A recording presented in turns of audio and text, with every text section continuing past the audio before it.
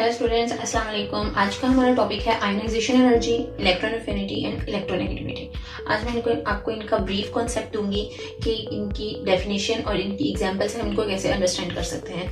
Next इनका trend जो है वो हम नेक्स्ट लेक्चर के अंदर स्टडी करेंगे इस वीडियो के थर्ड पार्ट के अंदर। इसका फर्स्ट पार्ट जो था उसमें हमने एटॉमिक रेडियस और एटॉमिक साइज को, इसके अलावा हमने डिस्कस किया था शील्डिंग इफेक्ट को, और इस वीडियो के अंदर हम आयोनाइजेशन एनर्जी को डिस्कस करेंगे, इलेक्ट्रॉन एफिनिटी को एंड इलेक्ट्रोनेगेटिविटी को। So first of all consider what is ionisation energy. First you have to think it is a type of energy, so its unit would be kilojoule per mole. Kilojoule per मोल को आप ऐसे भी लिख सकते हैं, ये जो साइन है डिवाइड का है और ऊपर जाके नेगेटिव साइन में कन्वर्ट हो जाएगा, that's why it is written both in this both form, kilojoule per mole or kilojoule per mole. So first we have an idea of ionization energy by this definition. The amount of energy required, first thing required to remove, second thing to remove the most loosely bounded electron from the valence shell, third of an isolated gaseous atom. अब इस definition के अंदर आपके पास 4 points हैं understand करने के लिए। First of all ये इसमें आपको एनर्जी रिक्वायर्ड होगी, इट मींस कि आपको एनर्जी चाहिए, एनर्जी का आपके पास इनटेक होगा। ये एक एंडोथर्मिक प्रोसेस है जिसके अंदर आपको एनर्जी चाहिए होती है, दैट्स व्हाई इसकी वैल्यू जो होती है वो हमेशा पॉजिटिव में आती है। आप देखें जो भी एनर्जी की वैल्यूज आप लेते हैं कि कहीं से भी, इन्वायरमेंट से लेते हैं, सिस्टम से लेते हैं, हमेशा उनके साथ पॉजिटिव साइन आता है, और जहां पर भी आप लूज कर रहे होते हैं, रिमूव कर रहे होते हैं, वहां पर आपके पास नेगेटिव साइन आएगा। So it would be then positive in sign. आप इसकी डेफिनेशन से इस चीज को अंडरस्टैंड कर सकते हैं, याद रख सकते हैं। And second thing, you have to remove the most loosely bounded electron. आपने वो इलेक्ट्रॉन रिमूव करना है जो बहुत ज्यादा लूजली बाउंड है, मतलब जो बहुत मुश्किल से अटैच है, जो न्यूक्लियस से बहुत दूर है। इट मीन्स कि वो वैलेंस शेल के अंदर मौजूद होगा क्योंकि वो न्यूक्लियस से बहुत दूर है।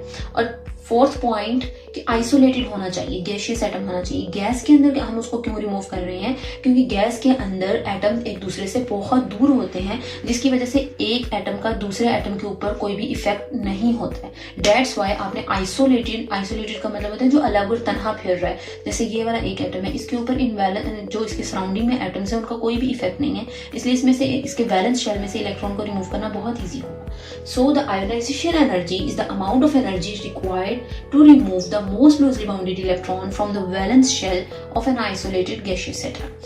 If you learn these 4 points, then it would be easy for you to remember this definition. And now we will discuss the example. We have taken an example of sodium atom, and in the valence shell of sodium atom has just one electron, and that's why that would be the most loosely bounded electron, and it would be easy to remove that electron. And the heat of enthalpy, it means कि जितनी heat आपको चाहिए, जितनी energy आपको चाहिए, वो 496 kilojoule per मोल होगी। Understand? If you have any question, then you can consult me with me in the comment section, and I will be very pleased for to answer you. So keep discussing, and now move on the next topic, which is electron affinity. अब इसमें आपको देखें affinity है word, ये भी energy ही है एक तरह की, लिहाजा इसका भी यूनिट जो आपके पास किलोजूल पर मोल होगा। अफिनिटी का मतलब होता है कि आप किसी चीज से मानूस हो जाएं, आप किसी चीज से इतना ज्यादा मानूस हो जाएंगे आप उसको कुछ अपना दे दें, ठीक है। अब आप किसी को अपना कोई चीज दे रहे हैं, इस चीज के लिए आपको एनर्जी रिलीज करनी होगी। कैसे रिलीज करनी होगी? आप एग्जाम्पल कंसिडर करें कि आपके पास ये एक रूम है, ये पूरे का पूरा फिल है, आपने यहाँ पर अपना एक कोई भी इलेक्ट्रॉन ऐड करवाना है, तो वहां पर आपको पहले उसकी स्पेस बनानी पड़ेगी। उसके लिए आपको यहाँ से इस चीज को रिमूव करना पड़ेगा, इसलिए यहाँ से आप एनर्जी को रिलीज कर रहे हैं ताकि आप अपना इलेक्ट्रॉन इसके अंदर एडअप कर दें। और इसको रिलीज करने के लिए जितनी एनर्जी रिलीज होती है वो एनर्जी क्या कहलाती है? इलेक्ट्रॉन एफिनिटी कहलाती है। इसमें भी आपके पास 4 पॉइंट्स हैं। फर्स्ट ऑफ ऑल आपने एनर्जी रिलीज करनी है, सेकेंड आपने इलेक्ट्रॉन को इसके अंदर ऐड करना है, एडेड अप, आप ये अपने इलेक्ट्रॉन को इसके अंदर ऐड कर रहे हैं। This is the second thing.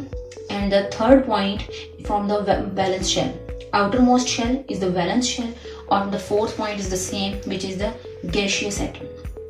So if you learn these 4 points, again you will be able to learn this definition very quickly. The amount of energy released when an electron is added up in the outermost shell of an isolated gaseous atom. So come to the example of this definition, which is the fluorine taken up 1 electron and it is converted into the fluoride ion. ये एक electron इसने ले लिया, इसलिए इसके ऊपर negative sign है, जबकि सोडियम ने एक इलेक्ट्रॉन दिया था, दैट्स व्हाई केटाइन बन गया था और इसके ऊपर पॉजिटिव साइन आ गया था. So the heat of enthalpy is -328 and note the sign is the negative sign because the energy is released in the same unit kilojoule per mole. So next come to the next point, which is electronegativity. It is the most interesting thing or the most interesting point. The ability of an atom to attract the shared pair of electron towards itself. ये इसको मैं आपको एक बहुत मजे के example से समझा सकती हूँ कि आप देखें एक बहुत ही हेल्दी शख्स है और एक बहुत ही कमजोर शख्स है, तो और उनके दरमियान कोई चीज पड़ी हुई है और first of consider this is the healthy one and this is the weakest one, ठीक है, and they have a pizza and they want to eat this healthy man will attract it more and it will sneeze this pizza from this weak person. And this is the same case in the electronegativity कि जिस atom की electron value ज़्यादा होगी, उसकी power ज़्यादा होती है, वो शेयर्ड पेयर ऑफ इलेक्ट्रॉन को अपनी तरफ उतना ज़्यादा खींच लेता है और ये इफेक्ट क्या कहलाता है? इलेक्ट्रोनेगेटिविटी कहलाता है. The ability of an atom कि किसी भी एटम की ability shared pair of electron को अपनी तरफ खींच लेने की, वो क्या कहलाती है? इलेक्ट्रोनेगेटिविटी कहलाती है. For example in the case of hydrogen and carbon has the more electronegativity, that's why it attract this shared pair of electron toward itself. And this behavior is mostly seen in the covalent bond. So it is mostly seen in the polar covalent bond, especially because in the non-polar covalent bond there are same atoms, and that's why there is no major effect of electronegativity, and this is seen mostly in the polar covalent bonds.